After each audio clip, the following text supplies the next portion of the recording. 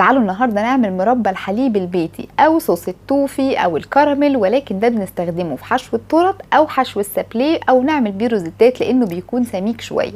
الاول بدات اعمل الحليب المحلى مكثف، وهسيب لكم اللينك بتاعه، انا لسه منزله وصفته الفيديو اللي فات. ده كده عندي الاساس. في طاسه سميكه شويه، نار هاديه جدا، ربع كوبايه من السكر يتكرمل، احط عليها معلقتين من الزبده. بعد ما يدوبوا في بعض كده هنزل بتلت كوبايه من الحليب الساخن جدا او المغلي، هقلبهم مع بعض، وبعدين هحط رشه بسيطه جدا من البيكنج صودا ورشه ملح واقلبهم. انزل بعد كده بقى بالحليب المكثف اللي انا لسه عاملاه واقلب بقى مع بعض. التوتال كده الدقايق اللي هتاخدها حوالي 15 دقيقة. مهم ان اللون يكون بدأ يغمق ويتقل بالشكل ده. اديله ضربة في الهاند بلندر وانزل بيه في بولة واسيبه يبرد تماما.